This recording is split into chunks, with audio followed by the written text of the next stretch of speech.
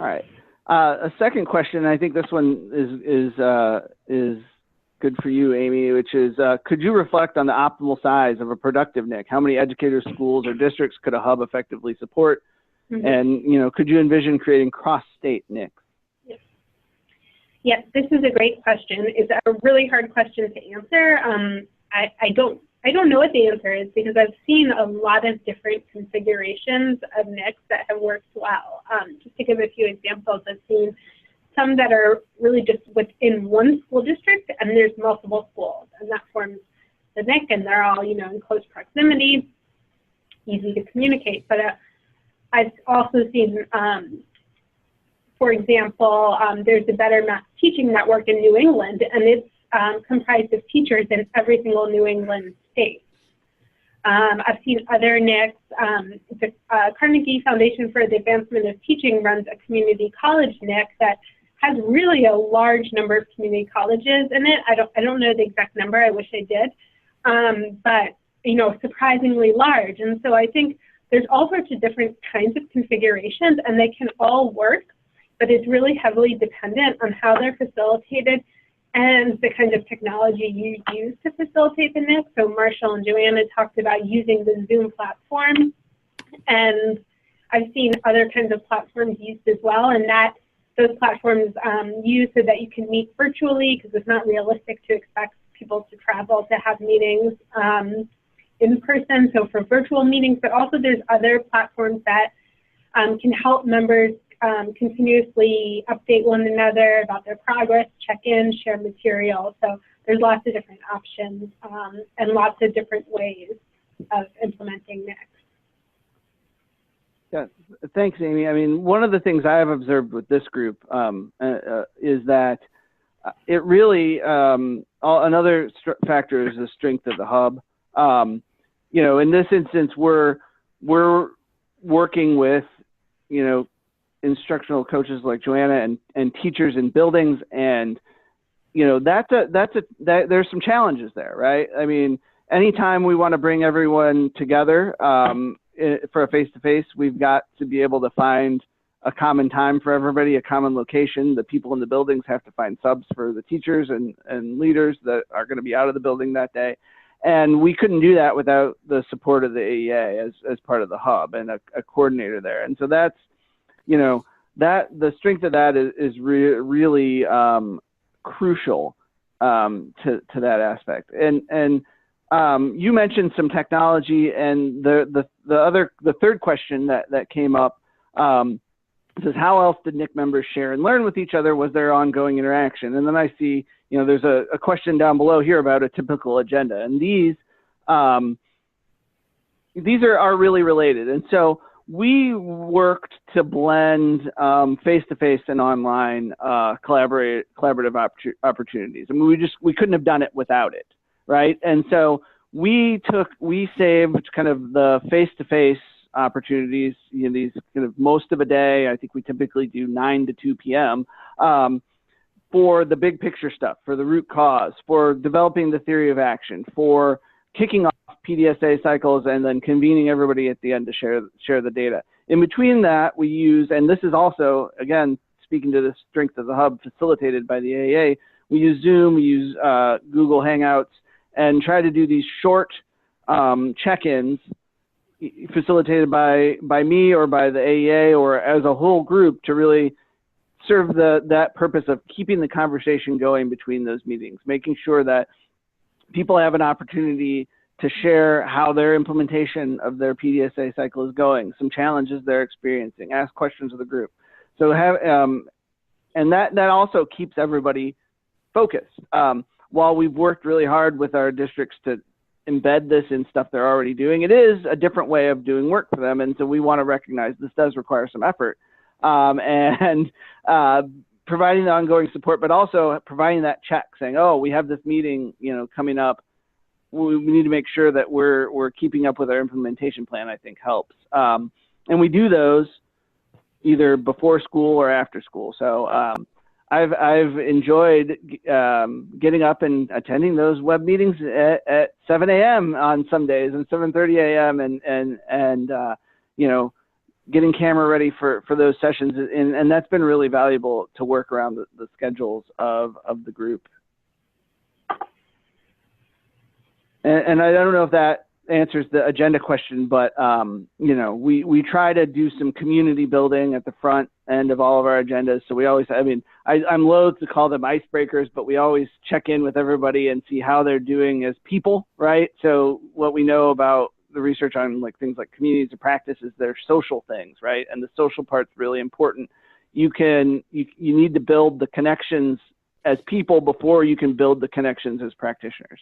And that helps build that trust. I mean, people are in these events are talking about, you know, struggles in their buildings and problems they're having and things they're trying to solve. And without that trust element, you know, that's a challenge. So I would say, in addition to, you know, facilitating process pieces and having collaborative planning time, those social interactions and trust building and community building exercises are really important. I want to be mindful of time and race through a couple more questions. So question 5 here, when teachers were implementing an initiative, were they all doing the same or did they have different ones and compare outcomes? So I'll take a first crack at this, and Joanna, you can add anything else. But, you know, depends on, so across the 3 teams, the implementation and the initiative looked slightly different. Yeah, we were all working on that same problem. We were all working on accuracy of SAMR identification and planning, but each district had a different twist to it. And that allowed us to kind of see what things worked in different contexts and also kind of, you know, build the wisdom of the room, right? One group may have thought of something and put it in place that another group didn't, and then they could learn from each other. Joanna, anything you would add to that? Yeah, I was going to say just that. Probably the most impactful part was after we had done the work the first year and came back and shared what we had done, learning solutions that the other schools had tried that we hadn't even thought of, and thought, oh, well, that would be a really nice addition to what we're doing to help collect, or they're doing it differently and they're collecting their data slightly differently. That's maybe not how we do it, but we're still getting really valuable data. It was just great to learn from the other schools. All right, thank you. Yeah. You know, I mean, I think in a perfect world when we're talking about, you know, and I don't know if we're talking about like generalizability or whatever here, but you know, you would want to do the same exact thing in the same exact conditions. That's just not how it plays out in the real world in buildings all the time, and we want to recognize that and work towards the common problem. Oh yeah. But the one thing I did notice, we're all gathering very similar data, just in different ways. Oh yeah, perfect point. That's right. I think there were a couple of findings that everybody saw. I think particularly around like the number of activities that were coded or identified as S, you know, was a lot higher than I think people anticipated. Right. Yeah. Okay, thank you. Just scanning the chat to see if there are any other questions. I think we've hit them, and that, you know, Emily and others are sharing some great information in the chat with links to a lot of the different information we're talking about and reference points. So before we move to close for the day, Amy or Joanna, anything else you would add for the good of the group related to the questions or the content today? I would say I was just really honored to be part of this group. It helped our district move forward in a way that we hadn't anticipated before getting involved. Yep, and I'll just add that I feel like networked improvement communities are somewhat new in education, and we just keep learning about how to get better at running them, and it's been a really fun process, and it's great to share some of those experiences with all of you. Great, thank you both for that.